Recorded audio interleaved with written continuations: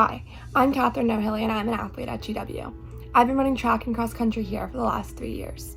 But I'm also a student, and a major in environmental studies has showed me just how much of an impact humans can have on the environment every day.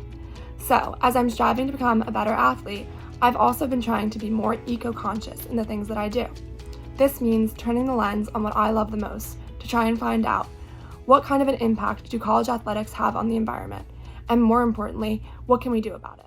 The sports sector, sport industry really isn't its own defined industry when you look at federal data. So it's really hard to actually assess what the environmental impact of the sports sector is. And you see a lot of different research studies that are out there that try to summarize or get a picture of what this looks like. I looked into some of the research studies that tried to get an idea, and what I found were 3 main areas that came up again and again: transportation, energy usage of facilities, and event waste from large sporting events.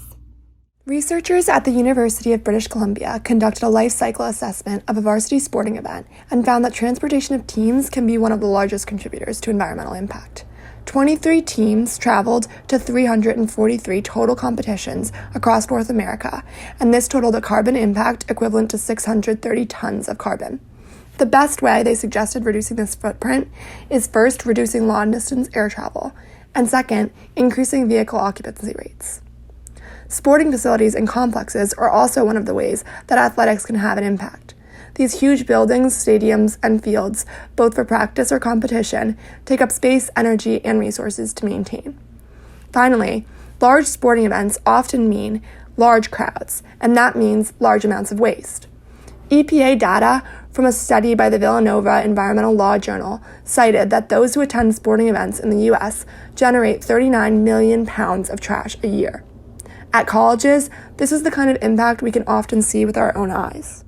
It could be waste management and tailgating areas. That's pretty much an atrocious thing to see. You go to a tailgate area and it looks like a third world country. I mean, it looks just decimated. And these are people that all are very dedicated to the natural environment, except for perhaps maybe when they're drinking and tailgating.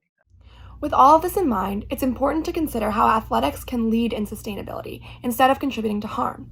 To find out how this might be done, I talked to Matt Bone. Yeah, facility energy use, the waste generated at events, and transportation footprints. You can develop a environmental initiative or sustainability plan that addresses all of them.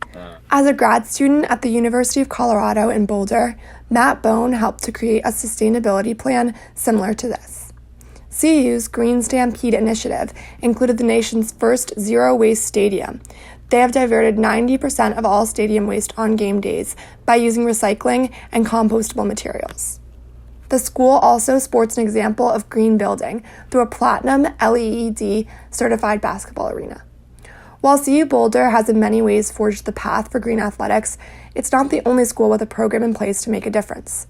The National Resource Defense Council released a report in 2013 highlighting sustainability initiatives in 30 different athletic departments across the NCAA. There is so much potential for college athletics to improve sustainably.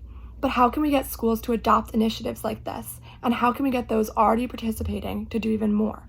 Both Dr. McAuliffe and Matt Bone agree that the solution to this may be through people like me. That's, I think, the most unique thing for college programs, that they have the ability to use students, from within the athletics department. College athletic departments, I think, can do more. And then that needs to be driven probably primarily by student athletes. Anytime you talk to somebody in the college athletic department, if the student athletes want it, they'll do it.